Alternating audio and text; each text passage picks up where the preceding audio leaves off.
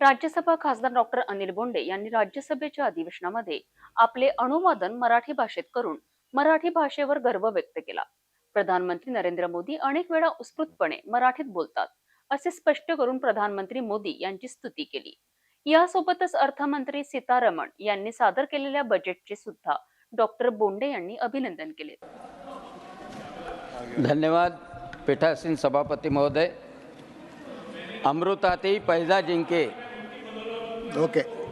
अमृतातेही बैठे सर. शर्मा जी बैठे. बैठे बैठे शर्मा जी प्लीज.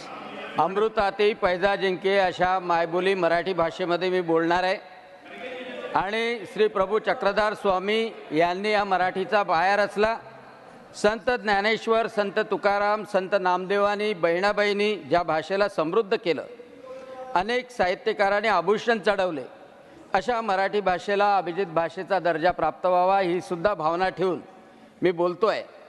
विरोधी पक्षनेते मल्लिकार्जुन खरगेजी चांगली मराठी बोलतात. पूर्व प्रधानमंत्री नरसिंहराव जे आमचे खासदार होते ते सुद्धा शुद्ध मराठी बोलायचे. आणि विकसित भारताचे उद्गाते प्रधानमंत्री नरेंद्रजी मोदी अनेक वेळा मराठीमध्ये उत्स्फूर्तपणे बोलतात, त्याचा आनंद घेतात. गेल्या काही दिवसाच्या अगोदर महाराष्ट्र सदनामध्ये प्रधानमंत्री नरेंद्रजी मोदी यांनी भाषण संपल्यानंतर म्हटलं की आता भूक लागली, चला जेवायला जाऊया. आणि सर्व मराठी खासदारांना या बोलण्याने न जेवताच तृप्त केलं.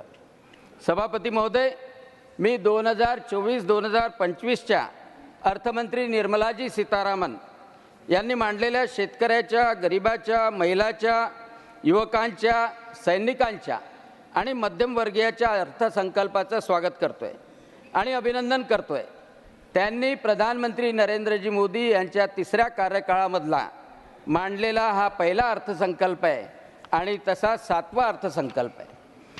हा अर्थसंकल्प वाचला पाहिजे, नंतर बोलायला हरकत नाही. परंतु फॉल्स नॅरेटिव्ह पसरवणारे ज्याप्रमाणे चावडीवर काक कल्लोळ होतो त्याप्रमाणे बोलायला सुरुवात होतात आणि गावाला संभ्रमित करतात, गावाला दिशा देत नाही. आणि महाराष्ट्रामध्ये तर असे संभ्रम पसरवणारे अनेक आहेत. परंतु महाराष्ट्राचे उपमुख्यमंत्री देवेंद्र फडणवीस यांनी त्याची तातडीनं दखल घेतली आणि संभ्रम दूर करण्याचा प्रयत्न केला. आमची भगिनी डॉक्टर मेधा कुलकर्णी यांनी तर संपूर्णतः सांगितलं की महाराष्ट्रामध्ये काय दिलेलं आहे. परंतु 2 गोष्टी प्रामुख्याने मी सांगणार आहे की ज्या महाराष्ट्राच्या युवकांच्या, देशाच्या युवकाच्या रोजगारासाठी निर्माण झाल्या. सभापती महोदय, गडचिरोली असा जिल्हा आहे की ज्याचं पर कॅपिटा इन्कम महाराष्ट्रामध्ये सर्वात कमी आहे, नॅशनल ॲव्हरेजपेक्षा कमी आहे. हा आदिवासी जिल्हा आहे, हा ॲस्पिरेशनल जिल्हा आहे. आणि 1984मध्ये तिथल्या माओवाद्यांनी गडचिरोलीच्या अधिवेशनात सांगितलं होतं कि भारत का संविधान और भारत का लोकतंत्र हमें मंजूर नहीं, भारत सरकार और महाराष्ट्र सरकार हमें मंजूर नहीं, हम सरकार स्थापित करेंगे. आणि तेव्हापासून नक्षलवाद वाढत गेला आणि नक्षलवादामध्ये अनेक गावकरी, अनेक सरपंच, अनेक पोलीस फोर्स शहीद झाली. परंतु त्या गडचिरोलीमध्ये, सुरजागडमध्ये आज ज्या स्टील प्लांटचं भूमिपूजन सुरजागडमध्ये उपमुख्यमंत्री देवेंद्र फडणवीस आणि उपमुख्यमंत्री अजित पवार यांच्या हस्ते झालं, त्या ज्या गडचिरोलीमध्ये माओवाद्यांचा, नक्षलवाद्यांचा हैदोस होता, त्या गडचिरोलीमधल्या आदिवासी बेरोजगारांना काम देण्याकरता या स्टील उत्पादनाचं परियोजना सुरू करण्यात येणार आहे. आणि त्याचं बांधकाम सुरू झालं. 7,000 आदिवासी युवकांना रोजगार मिळणार आहे. आणि म्हणून हे म्हणू शकतो मी कि मोदी जी सोचते हैं तो सिर्फ विकसित भारत के लिए. सभापती महोदय, केंद्रीय मंत्रिमंडळाने महाराष्ट्रासाठी 72,220 कोटीचं वाढवण खोल बंदर याला हिरवा कंदील दाखवला. मंत्रिमंडळाने डहाणू जवळचं वाढवण बंदर आहे त्या बंदराच्या विकासाला मंजुरी दिली. हे बंदर JNPT आणि महाराष्ट्र मेरीटाईम बोर्डाच्या माध्यमातून बांधल्या जाणार आहे. आणि 2029 पर्यंत पहिला टप्पा होईल, 2037 पर्यंत दुसरा टप्पा होईल. आणि हे बंदर सिंगापूर आणि कोलंबो यानंतर महाराष्ट्रातलं सर्वात मोठं बंदर आहे. कारण आज जागतिक स्तरावर मोठे कंटेनर व्यापारासाठी वापरल्या जातात. आज भारतामध्ये असे कंटेनर पार्क करण्यासाठी कोणतीही योजना नाही. 2001 नंतर कामराज बंदरानंतर 2 दशकात विकसित झालेलं सरकारी मालकीचं हे पहिलं बंदर राहणार आहे. आणि किती लोकांना रोजगार मिळणार आहे? यामध्ये 12 लाख लोकांना रोजगार प्राप्त होणार आहे आणि त्यापैकी 90% रोजगार हा स्थानिकांसाठी राखून ठेवला आहे. पण दुर्दैव आहे की महाराष्ट्रामध्ये उबाठा ज्याचं नाव आहे असं सातत्यानं विरोध करतं. मेट्रो असो, मेट्रो 3 असो त्याला उबाठाचा विरोध, कोस्टल रोड असो त्याला उबाटाचा विरोध, जैतापूरचा अणुप्रकल्प असो त्याला उबाटाचा विरोध, आणि या बंदरास जलयुक्त शिवार असो त्याला उबाटाचा विरोध, आणि या बंदरासाठी सुद्धा उबाटाचा विरोध आहे. लोकांना भडकवल्या जात आहे.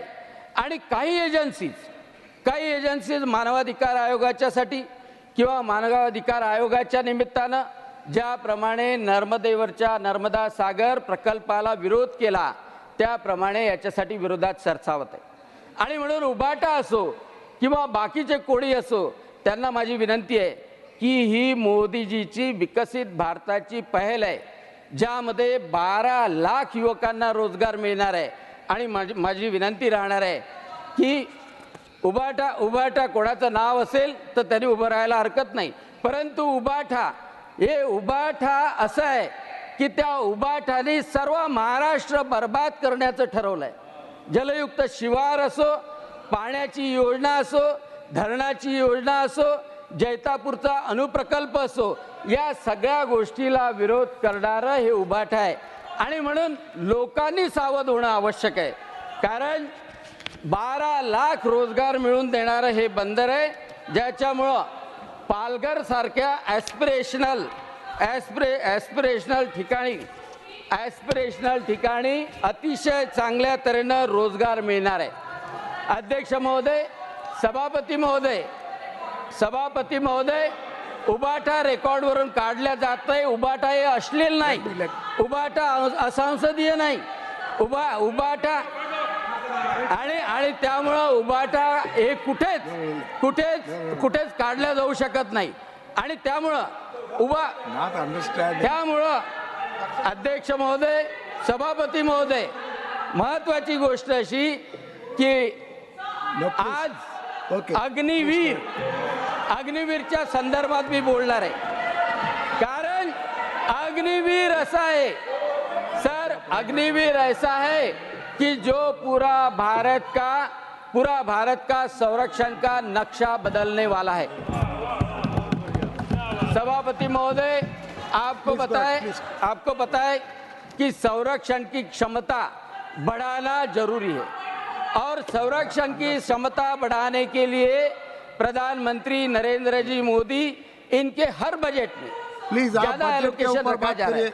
बजट के ऊपर बात करिए प्लीज, डोंट क्रिटिसाइज. ज्यादा एलोकेशन रखा जा रहा है.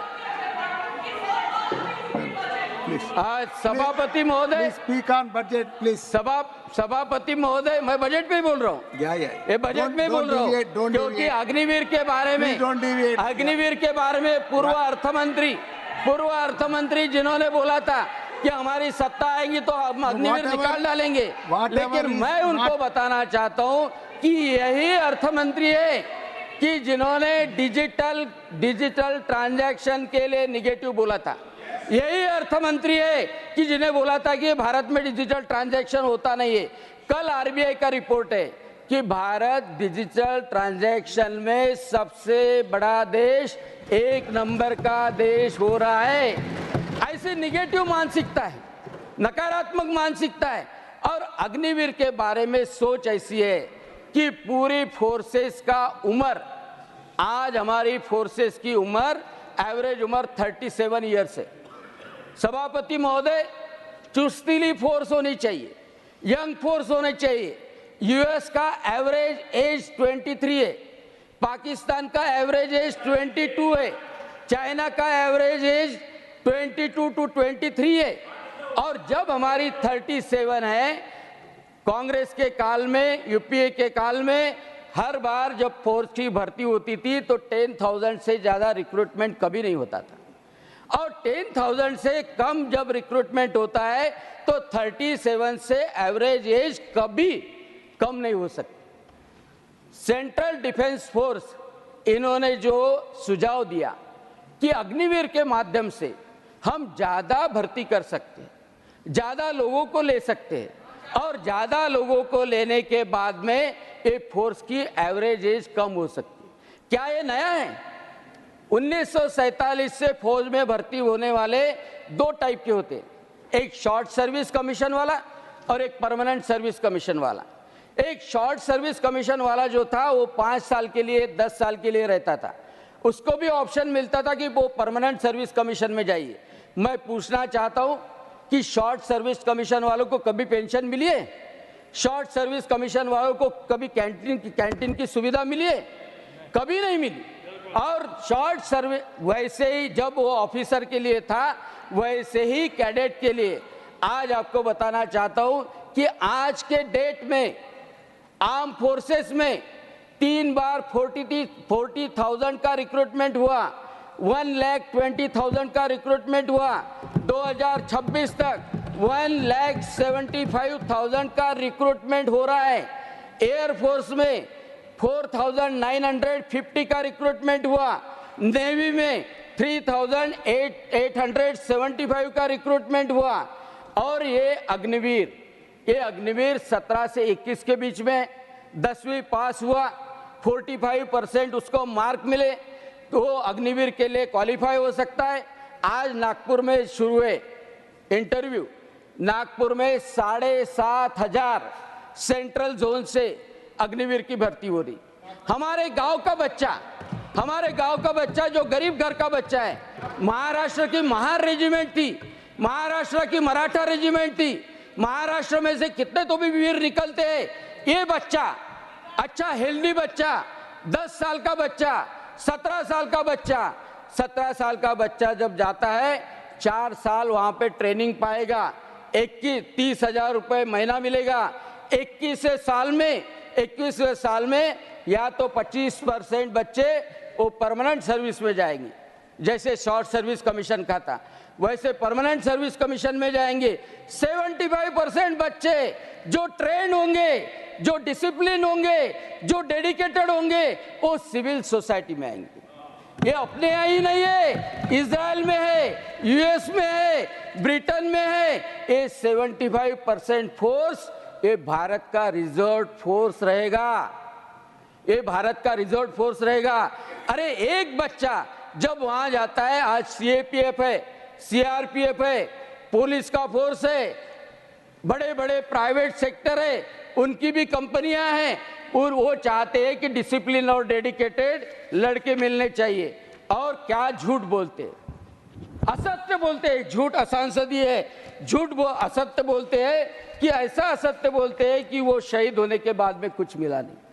लेकिन डिफेंस के प्रवक्ता ने बोला कि 1 करोड़ रुपए वो डिसीज फैमिली को मिले।